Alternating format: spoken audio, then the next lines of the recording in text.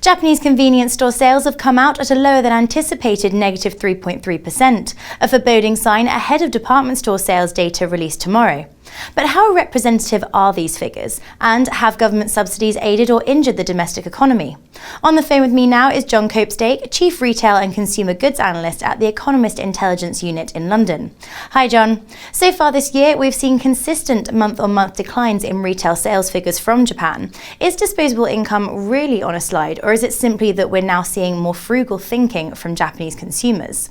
I think Japan has long been locked into this sort of frugality when it comes to convenience store shopping.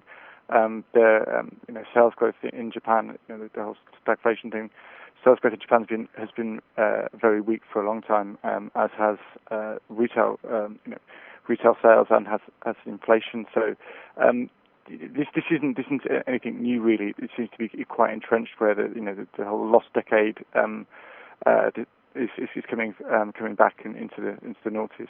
It's thought that Toyota now faces a 20% drop in Japan industry sales as government subsidies come to an end.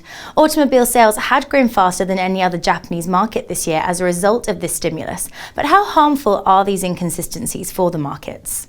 Well, I guess it's quite hard though. They obviously can't sustain the stimulus forever, and I think that part of the expectation, or part of the problem is that not only is consumer demand and consumer sentiment in Japan sort of structurally very weak and has been for a while, but as well, and there's also the fallout obviously from the tsunami and nuclear power plant problem there a couple of years ago. But additionally, the Japanese yen has been very strong, and this has really hit exports, and so with weak consumers at home, and then exports struggling. That's really going to hit like big ticket items like cars. But then again, how long can a government keep sustaining that? At some point, you have to take a hit. UK supermarket Tesco announced in June that it will not be pursuing its efforts in Japan following poor sales figures. American superstore Walmart has also struggled to make a dent in Japan. Why are these Western brands struggling? Well, Japan's a very unique market. They have a very distinctive shopping culture. They have a very distinctive food culture, and I think that neither of those aspects lends itself particularly to the Western model. Walmart made its name by creating big and competitive stores. Tesco's has done the same in the UK. Offered pretty much the same model for a long time. Whereas Japan's retail market is focused much more on having much more small convenience stores. And this is something that I think both Tesco and Walmart have struggled to come to terms with. My understanding is that Walmart, unlike Tesco, are looking to stick it out in Japan, and they're looking to take over the Seo subsidiary 100%. I also understand that Walmart have seen some gains recently, partly because Japanese consumers are so bearish that they're looking at prices and going for cheaper goods, which lends itself to Walmart's pricing model. But I do think that Japanese consumers are also very loyal to Japanese stores and to Japanese-owned businesses.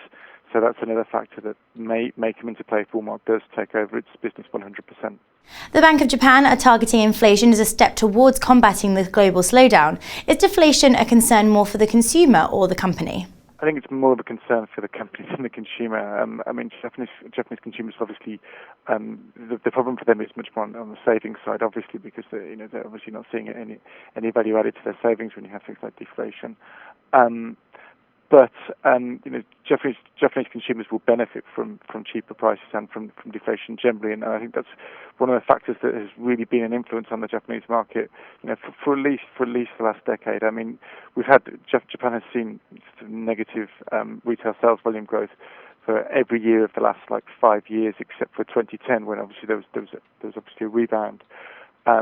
So this is very much a structural problem, and I think perhaps addressing deflation is one way forward. Many thanks, Jon. Coming up this week, the Dukascopy TV team will be bringing you exclusive interviews looking at commercial real estate trends and also the latest on oil prices in the Middle East. For now though, goodbye.